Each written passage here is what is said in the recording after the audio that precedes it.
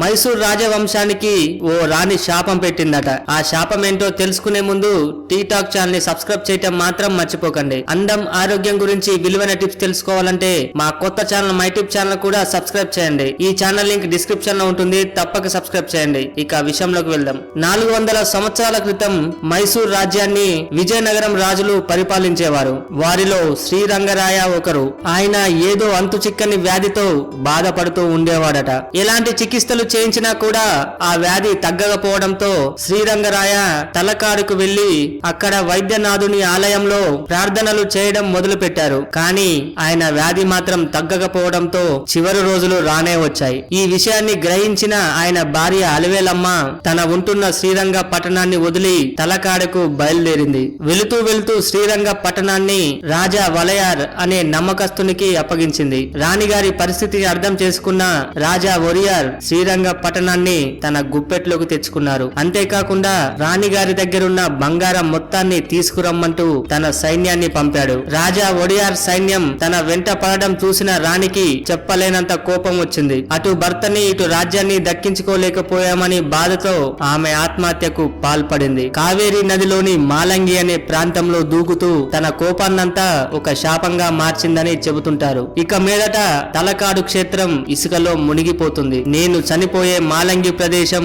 ఒక సుడిగుండంగా మారిపోతుంది. రాజా వడియార్ వంశం నిర్వంశంగా మారిపోతుంది. ఈ విధంగా ఆ రాణి శాపం పెట్టిందట.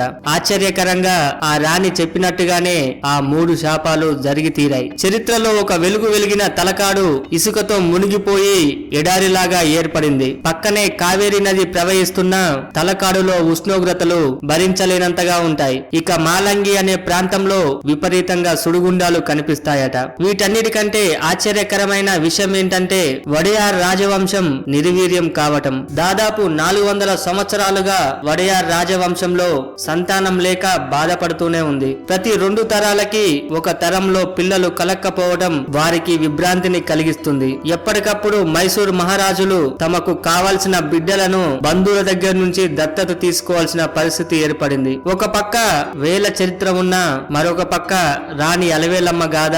ఈ రెండిటిని ప్రత్యేకంగా చూసేందుకు ప్రజలు తలకాడుకి చేరుకుంటూ ఉంటారు. అక్కడ ఇసుకలో ఉన్న వైద్యనాథుని ఆలయాన్ని దర్శిస్తారు. వైద్యనాథ్ ఆలయంతో పాటుగా తలకాడులో ఉన్న మరో 4 శివాలయాలను కలిపి పంచలింగాలుగా పిలుస్తారు. వీటిలో పాతాళేశ్వర లింగానికి మరొక ప్రత్యేకత ఉంది. ఈ లింగం ఉదయం వేళల్లో ఎరుపు రంగులోను, మధ్యాహ్నం వేళల్లో నలుపు రంగులోను, సాయంత్రం సమయంలో తెల్లగా కనిపించడం ఈ లింగం విశేషం. తలకాడులోని 5 లింగాలని పూజించేందుకు పంచలింగ దర్శనం పేరుతో ఘనంగా ఉత్సవాలను కూడా నిర్వహిస్తారు. చూశారు కదా, ఈ వీడియో మీకు నచ్చినట్టయితే లైక్ చేయండి, షేర్ చేయండి. ఇలాంటి మరికొన్ని ఇంట్రెస్టింగ్ విషయాల గురించి తెలుసుకోవాలంటే టీ టాక్ ఛానల్ ని సబ్స్క్రైబ్ చేయటం మాత్రం మర్చిపోకండి. అందం ఆరోగ్యం గురించి విలువైన టిప్స్ తెలుసుకోవాలంటే మా కొత్త ఛానల్ మై టిప్ ఛానల్ కూడా సబ్స్క్రైబ్ చేయండి. ఈ ఛానల్ లింక్ డిస్క్రిప్షన్ లో ఉంటుంది, తప్పక సబ్స్క్రైబ్ చేయండి. Thank you for watching.